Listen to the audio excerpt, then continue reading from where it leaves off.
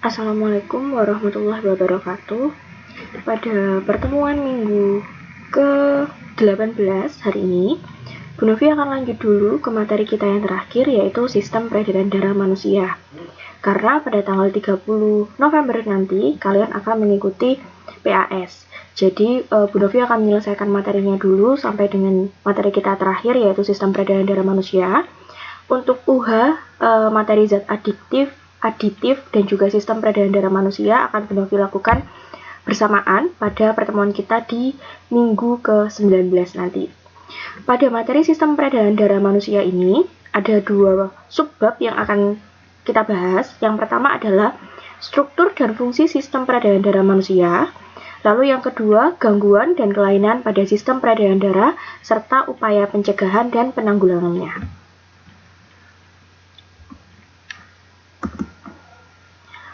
Struktur dan fungsi sistem peredaran darah manusia itu meliputi komponen-komponen penyusun sistem peredaran darah, mekanisme peredaran darah pada manusia, serta frekuensi denyut nadi atau tekanan darah.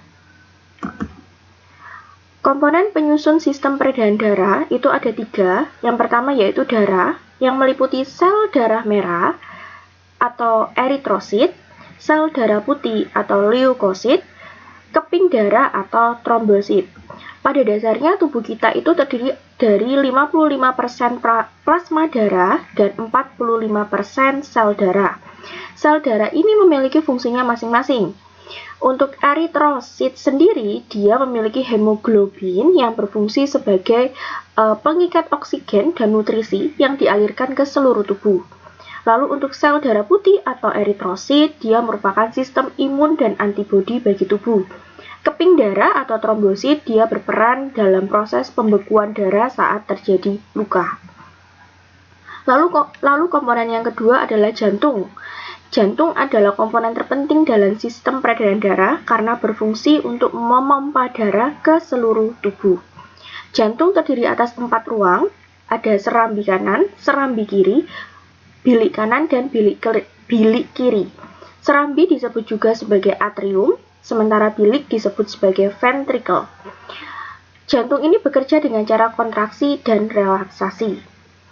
Untuk jantung bagian kanan, dia berisikan darah yang kaya akan karbon dioksida, dan untuk jantung yang bagian kiri, dia berisikan darah yang mengandung oksigen. Lalu pembuluh darah. Pembuluh darah ini ada pembuluh nadi atau arteri, ada pembuluh balik atau pembuluh vena, dan juga ada pembuluh kapiler atau pembuluh aorta.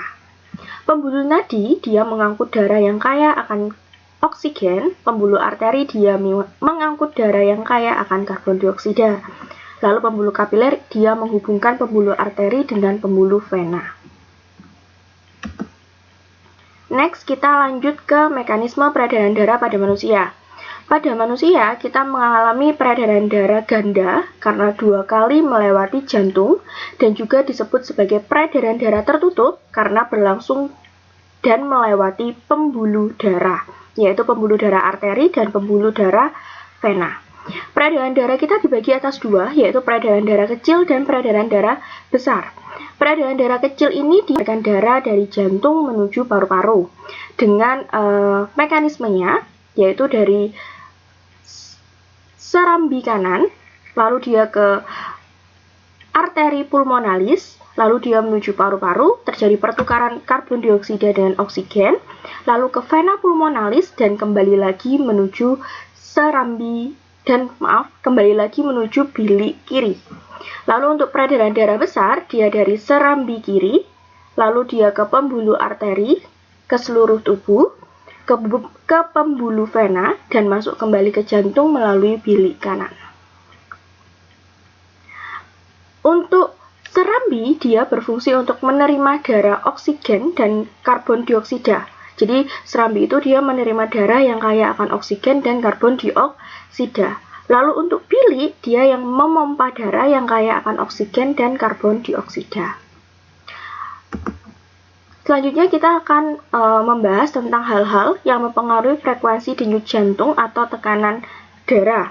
Tekanan darah atau denyut jantung ini dia diukur dengan menggunakan alat tensi, di mana ada sistol dan juga diastol. Jadi untuk sistol dia adalah darah yang keluar dari jantung, dan untuk diastol dia adalah darah yang masuk ke dalam jantung. Tekanan darah yang normal itu adalah 120/80 mGHh. Kalau lebih dari 120/80 itu disebut hipertensi atau tekanan darah tinggi. Dan jika dia kurang dari 120/80 maka dia disebut hipotensi atau tekanan darah rendah.